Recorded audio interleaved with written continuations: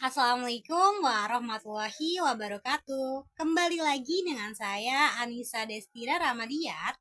Kali ini kita akan membahas materi tentang motivasi dalam perilaku organisasi. Materi ini sangat relate ya dalam dunia kerja dan studi perilaku organisasi.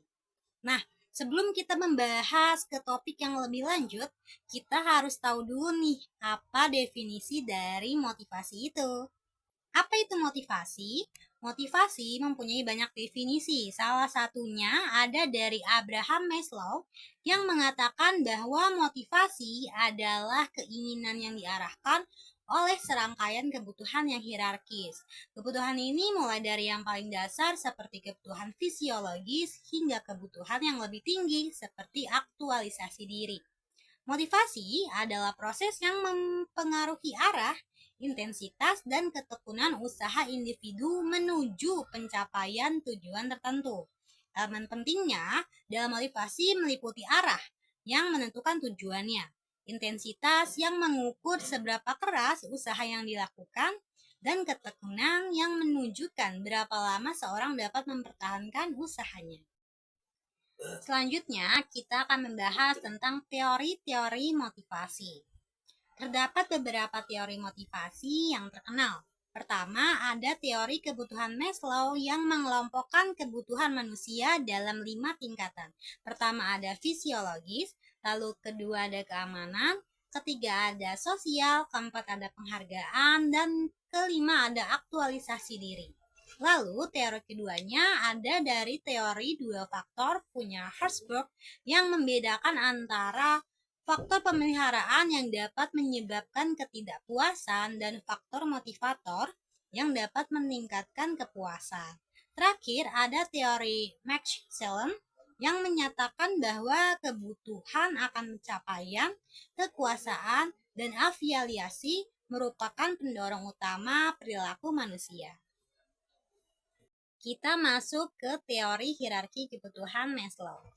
Maslow mengemukakan bahwa manusia memiliki hierarki kebutuhan yang terdiri dari 5 tingkatan. Kebutuhan ini digambarkan dalam bentuk piramida, di mana kebutuhan dasar harus dipenuhi terlebih dahulu sebelum kebutuhan yang lebih tinggi. Di dasar piramida, kita menemukan kebutuhan fisiologis seperti makanan, air, dan tempat tinggal. Tanpa pemenuhan kebutuhan ini, seseorang tidak dapat fokus pada hal lainnya.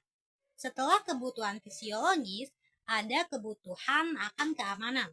Ini mencakup keamanan fisik, finansial, dan kesehatan. Dalam proses pekerjaan, ini berarti memastikan bahwa lingkungan kerja aman dan stabil.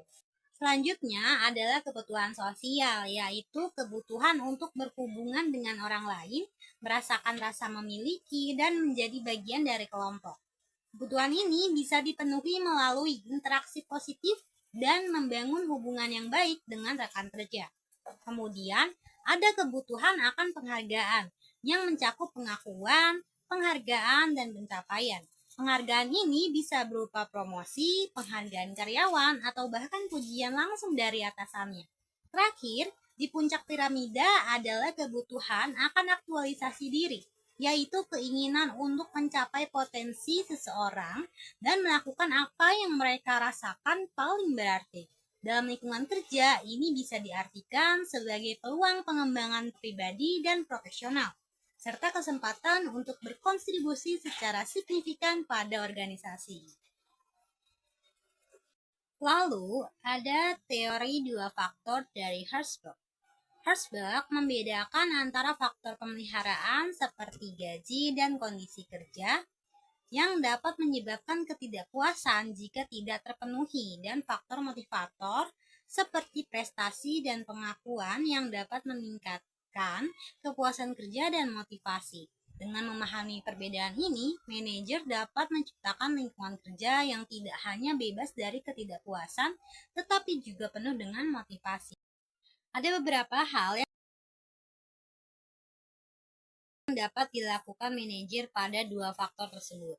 Untuk faktor pemeliharaan, manajer dapat meningkatkan standar keselamatan di tempat kerja atau menawarkan fleksibilitas dalam jam kerja dan lokasinya.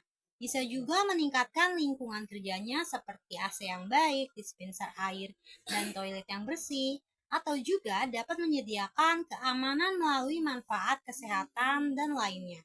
Untuk bagian faktor motivatornya, manajer bisa memberikan lebih banyak pengakuan atau penghargaan kinerja yang baik, lalu menawarkan kesempatan untuk mendapatkan lebih banyak pengalaman dan pengetahuan. Lalu bisa juga tunjukkan bahwa manajer atau kita mengandalkan mereka dan berikan ruang untuk improvisasi. Lalu ada teori kebutuhan Maxwell, di mana 3 kebutuhan utamanya ini yaitu ada kebutuhan kekuasaan, kebutuhan afiliasi, dan kebutuhan pencapaian. Masing-masing kebutuhan ini memiliki pengaruh yang berbeda. Ada kebutuhan pencapaian misalnya. Karyawan dengan kebutuhan ini suka menetapkan dan mencapai tujuan yang menantang. Mereka termotivasi oleh pengakuan atas prestasi dan terus mencari cara untuk meningkatkan kinerjanya. Ada juga kebutuhan kekuasaan. Karyawan dengan kebutuhan ini ingin mempengaruhi dan mengontrol orang lain. Mereka menikmati peran kepemimpinan dan termotivasi oleh kesempatan untuk memimpin dan membuat keputusan yang penting.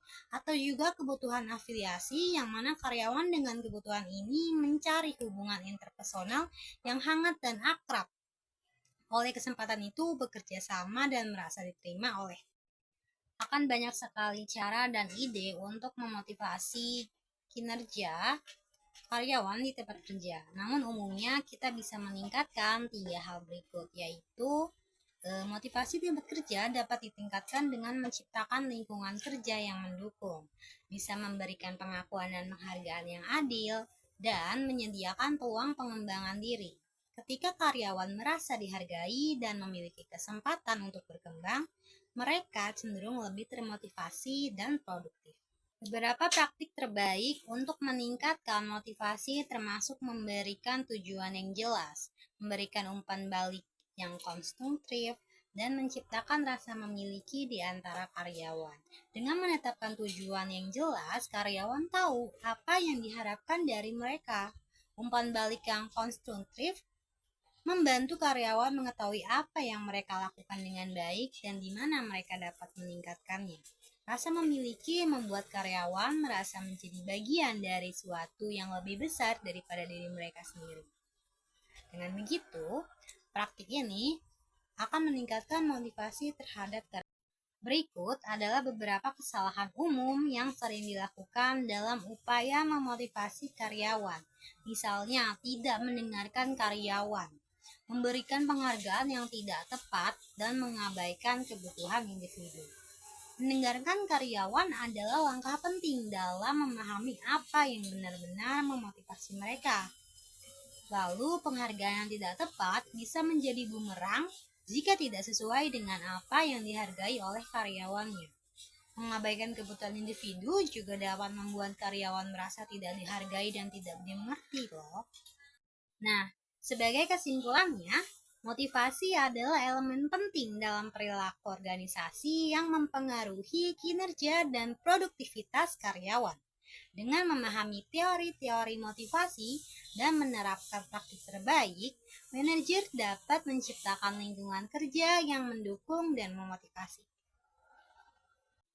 Terima kasih atas perhatiannya. Semoga bermanfaat. Saya Nisa Destira, pamit undur diri. Assalamualaikum warahmatullahi wabarakatuh.